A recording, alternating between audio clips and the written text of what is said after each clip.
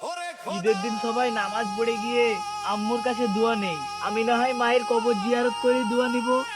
যার মা হারিয়েছে সে জানে মা হারা যন্ত্রণা কতখানি। মা, তুমি আমাকে এই একবার দেখা দাও।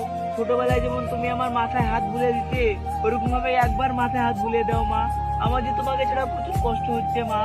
মা, তোমার মনে আছে ছোটবেলায় যখন আমি একটা রুটির জন্য কাঁদছিলাম, তখন আমাদের খুব অভাব ছিল, তখন তুমি নিজে না খেয়ে আমাকে দিয়েছিলে দুটো রুটি মা। সেই সোহাগ আমি এখন কার কাছে পাবো মা? সেই সোহাগ এখন আর কেউ করে না মা। তোমাকে ছাড়া যে আমি নিঃস্ব মা, তোমাকে ছাড়া আমি কি করে বাঁচবো মা?